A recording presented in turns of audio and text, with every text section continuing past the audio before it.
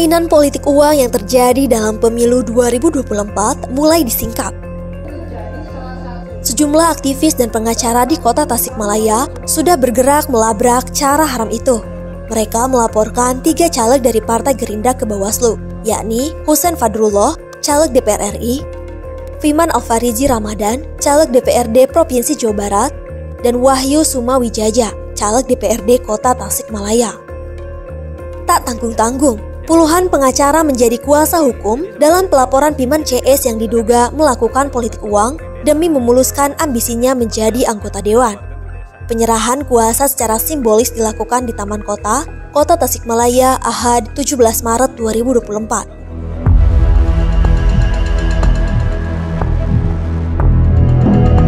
Pada kesempatan itu pun, digelar diskusi dan diseminasi bertajuk Usut Tuntas Money Politik dan Adili Perusak Demokrasi di Kota Tasikmalaya. Andi Ibnu Hadi, praktisi hukum yang terlibat dalam pelaporan itu, mengaku punya banyak bukti terkait cara-cara haram yang dilakukan Fiman CS. Dikabarkan, para caleg dari Gerindra itu disokong modal yang berasal dari salah seorang pengusaha bus ternama. Dalam praktiknya, mereka menggunakan pola tusuk sate, yakni menyuruh pemilih untuk mencoblos semua caleg dari Gerindra, mulai caleg tingkat pusat sampai kota, plus memilih Prabowo Gibran. Sebagai imbalannya, pemilih diberi uang antara 100.000 sampai 150.000. Kalau mungkin ada yang mempertanyakan gitu kan, kenapa cuma hanya Gerindra gitu kan, kenapa tidak yang lain ya, ini juga sama, ada Golkar juga sama, dan sebagainya gitu kan. Ya karena kan kita mungkin melakukan upaya hukum itu kan berdasarkan bukti begitu, gitu kan, berdasarkan bukti bukan berdasarkan prasangka begitu. Sepanjang kita punya buktinya itu yang kita lakukan gitu kan. Kalau kita tidak punya bukti ya untuk Golkar, untuk partai yang lain, partai dan sebagainya, bagaimana kita akan melakukan itu?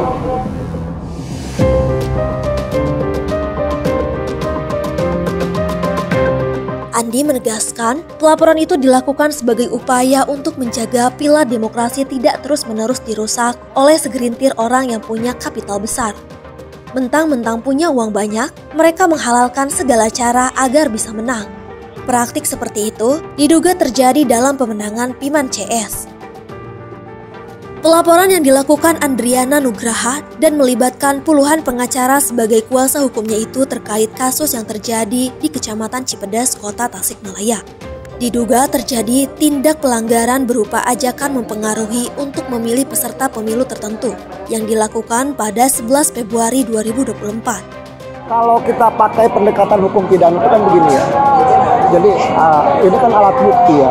Alat bukti dalam pidana itu berbeda dengan alat bukti dalam perdata, begitu. Kalau dalam alat bukti dalam pidana itu semua adalah bukti petunjuk sebetulnya, gitu kan? Semua adalah bukti petunjuk. Bukti-bukti yang dua alat bukti yang dimaksudkan dalam KUHP itu adalah bukti petunjuk semuanya. Karena yang dimaksud dengan alat bukti yang bukan lagi bukti petunjuk adalah bukti-bukti yang sudah dilakukan sudah dilakukan pemeriksaan, gitu kan, sudah dihadapkan di persidangan, itu adalah alat bukti, apakah memang saksi dan sebagainya. Nah terkait dengan itu, yang dimiliki oleh klien kami itu yang pertama adalah ada video ya, ada video rekaman begitu, video rekaman pengakuan siapa saja yang memberikan, bagaimana polanya, sistemnya bagaimana, besarannya bagaimana, berapa, begitu kan, itu video. Terus juga ada beberapa orang yang sudah mulai diperiksa, begitu kan. Andi berharap pelaporan yang dilakukan kliennya itu bisa segera diproses tuntas dengan menghadirkan keadilan dan memberikan efek jera kepada para pelakunya. Mendiskualifikasi para caleg pelaku tindak pidana pemilu merupakan hukuman setimpal, sehingga ke depan tak akan ada lagi politikus yang melanggar hukum dalam mendulang suara.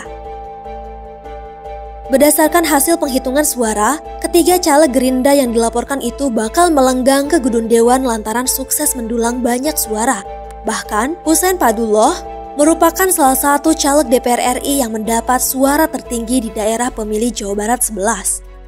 Begitupun Fiman Alfarizi Ramadan, caleg DPRD Provinsi Jawa Barat, yang sementara ini menjadi pemilik suara terbanyak di Dapil Jabar 15.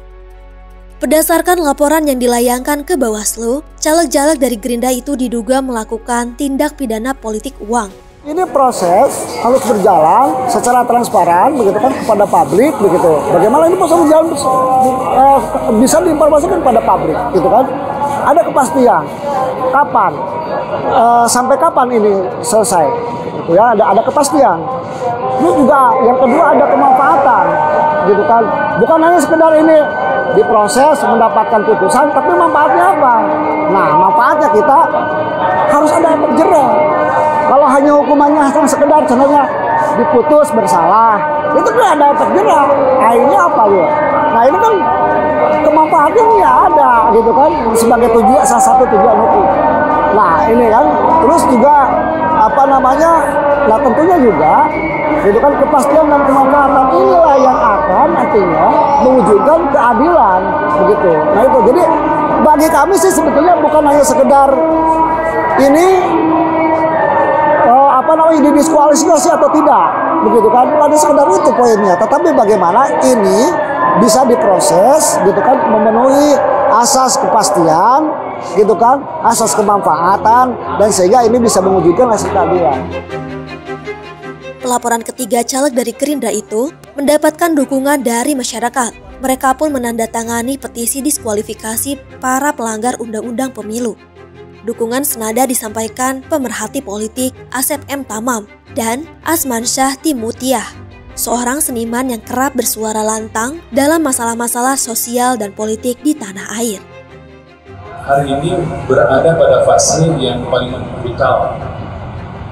Saya pernah menulis status WA di menjelang Pilpres kemarin, dan seorang aktivis dari PB, entah itu PB yang mana ya, mengomen status WA saya dan mengatakan, sudahlah kan, ini kita sekarang sudah dalam fase semua orang tahu kok money politik itu sudah sulit untuk dilawan.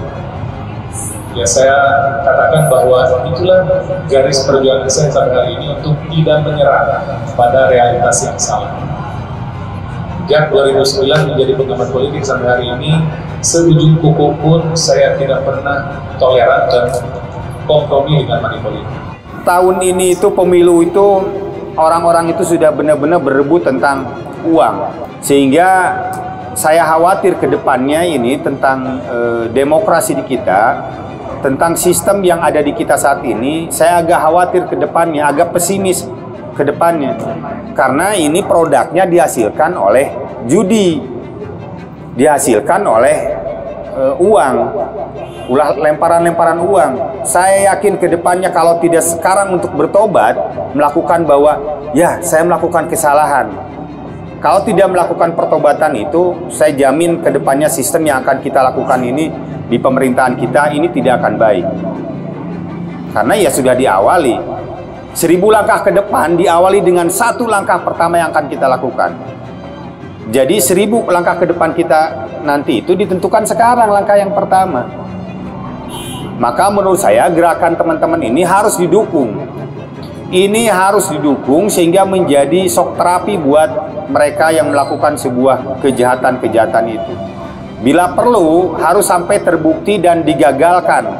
Harus ada salah satu calon yang gagal, itu keren.